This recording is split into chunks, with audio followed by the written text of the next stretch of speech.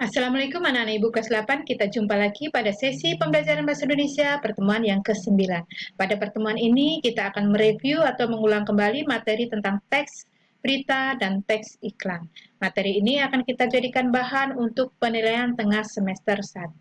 Sebelum kita memulai kegiatan pembelajaran hari ini, kita awali dengan mengucap Bismillahirrahmanirrahim. Kita langsung masuk ke KD 3.1.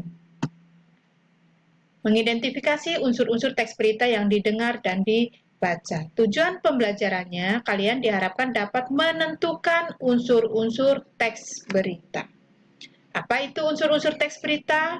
Unsur-unsur teks berita merupakan jawaban atas pertanyaan 5W1H atau adik Simba. What atau apa? Where, di mana?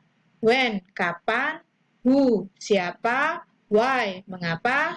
Dan how, bagaimana. Untuk lebih jelasnya, kita contohkan dengan teks berita berikut ini. Saya bacakan. Kabar duka, berstatus PDP berat, warga Batin 24 meninggal dunia. Kabar duka menyelimuti Kabupaten Batanghari. Dikabarkan telah meninggal dunia pasien terduga COVID-19 yang dirawat di Rumah Sakit Umum Daerah Hamba Muara Bulian. Pasien sebelumnya masuk RSUD Hamba Muara Bulian pada hari Rabu pagi tanggal 1 Juli 2020 dengan status PDP berat reaktif rapid test. Hal ini dikatakan langsung oleh juru bicara tim gugus tugas COVID-19 Kabupaten Batanghari melalui pesan grup WhatsApp pada Jumat 3 Juli 2020. Atas nama Tuan PJ umur 42 tahun beralamatkan Muara Jangga, Kecamatan Batin 24, tulis Sehan.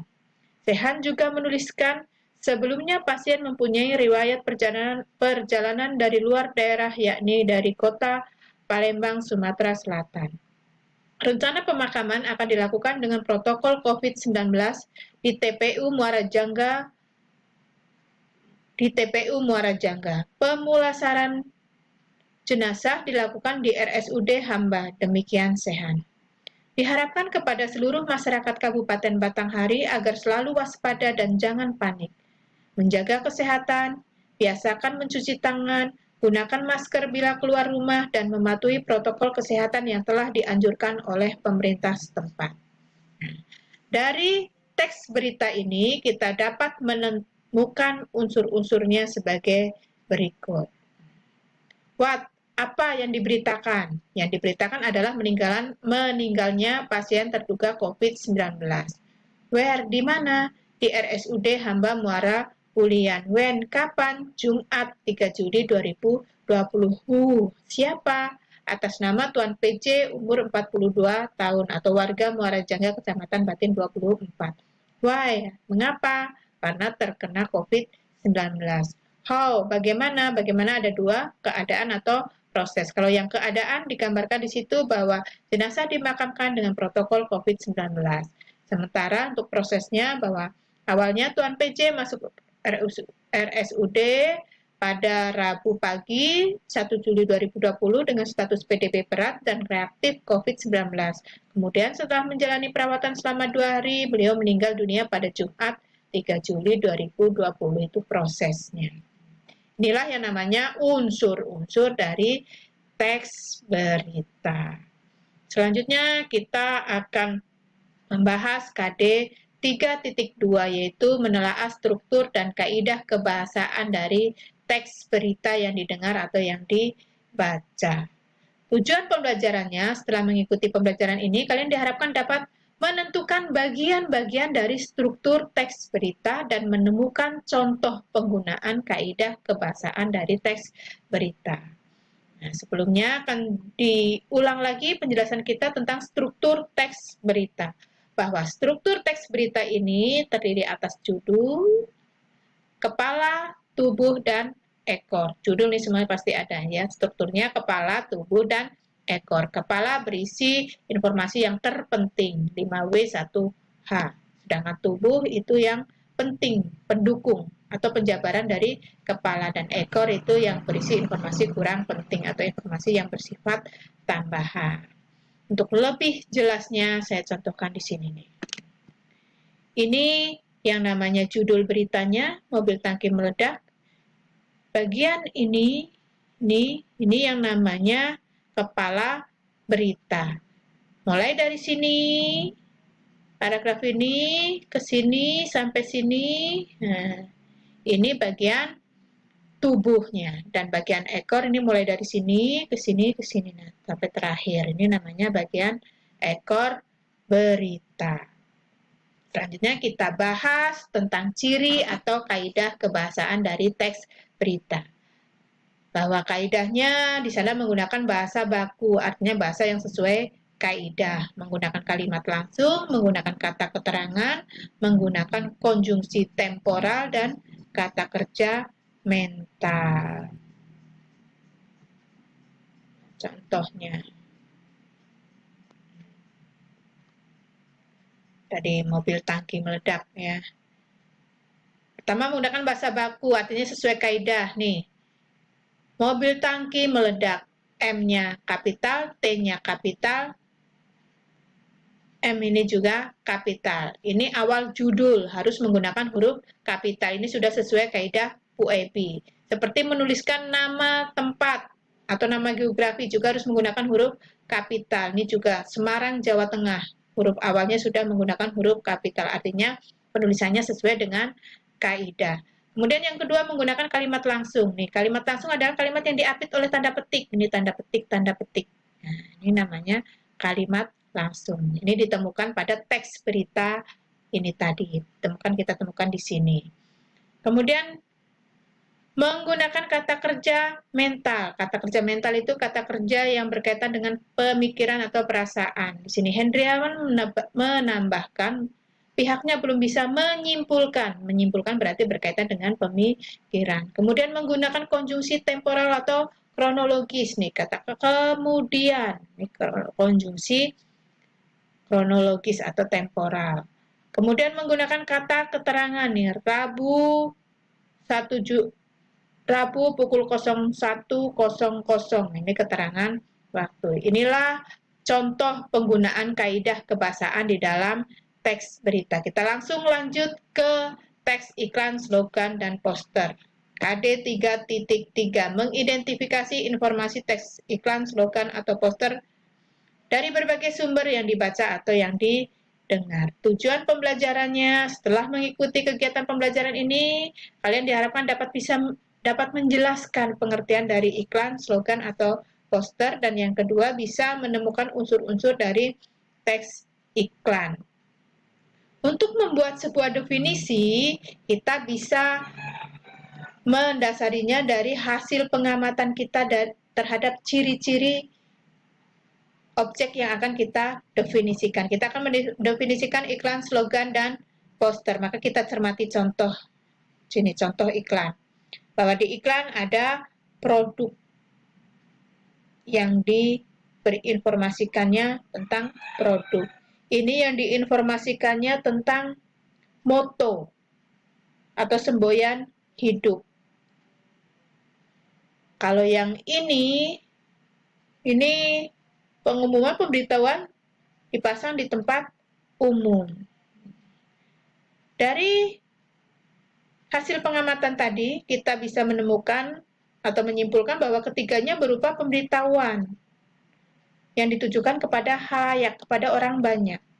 Yang membedakan di sini isinya kalau iklan itu menawarkan barang atau jasa, slogan itu menyampaikan ideologi atau visi atau moto, kalau poster di situ isinya pemberitahuan, bisa iklan, slogan dipasang di tempat umum. Berdasarkan ciri-ciri itu, kita dapat membuat definisinya bahwa teks iklan merupakan teks yang berisi informasi penawaran tentang produk, bisa barang atau jasa. Sementara kalau slogan merupakan perkataan atau kalimat pendek yang dipakai sebagai dasar tuntunan atau pegangan hidup atau moto atau prinsip hidup. Sementara poster merupakan plakat atau kata-kata dan gambar yang dipajang di tempat umum. Itu pengertian dari slogan dan iklan, slogan dan poster. Sementara unsur-unsur iklan terdiri atas sumber, yaitu yang berinisiatif untuk memasang iklan tersebut, kemudian pesan itu informasi yang disampaikan, media itu sarana yang digunakan, sasaran itu penerima pesannya, efek itu perubahan yang diharapkan, umpan balik itu reaksinya, tindakan yang diharapkan. Nah, dari iklan tadi, iklan tentang listrik ini tadi ya, listrik pintar ini tadi, kita bisa temukan unsur-unsurnya bahwa sumbernya dari PT PLN, pesannya tentang produk listrik pintar, medianya bisa cetak atau elektronik, penerimanya itu masyarakat atau pengguna listrik, efeknya masyarakat itu tertarik dengan yang ditawarkan dengan produk listrik pintar ini, umpan baliknya masyarakat menggunakan listrik pintar atau berlangganan atau membeli produk listrik pintar tersebut.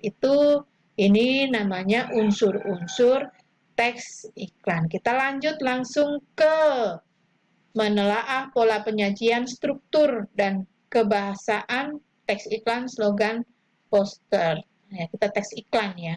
Fokusnya pada teks iklan.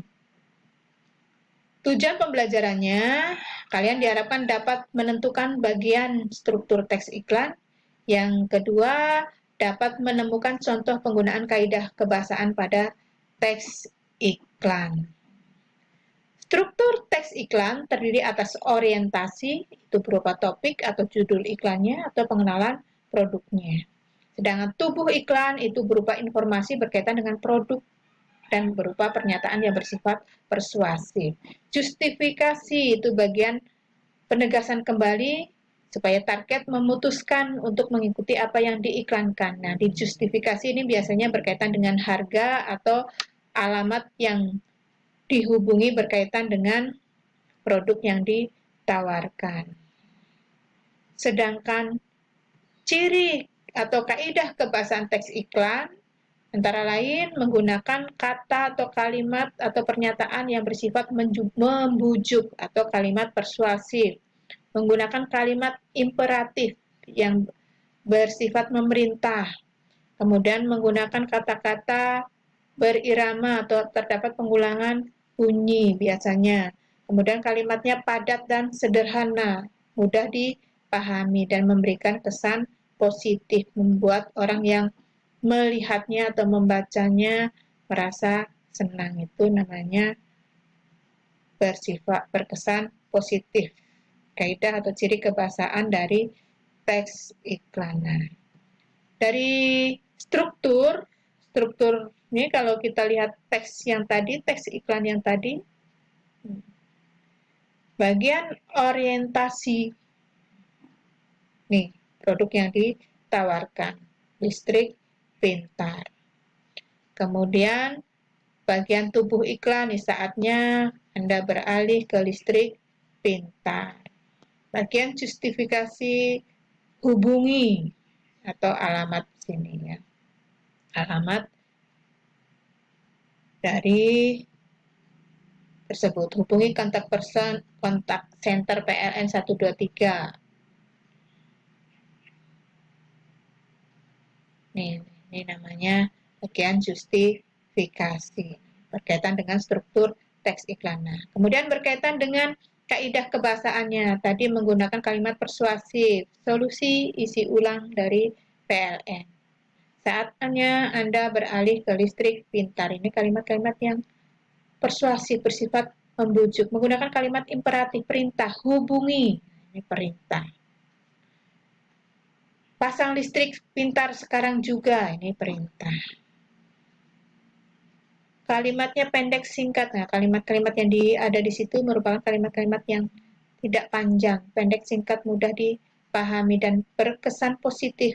Kita melihat iklan ini tentunya akan tertarik. Nah, inilah materi kita tentang teks iklan, slogan dan poster, juga teks berita. Materi ini yang akan kita gunakan sebagai bahan penilaian tengah semester. Sekian, terima kasih. Semoga kalian nanti bisa menyelesaikan soal-soal PTS dengan benar. Dan mari kita akhiri kegiatan pembelajaran ini dengan mengucap Alhamdulillahirrabbilalamin. Wassalamualaikum warahmatullahi wabarakatuh.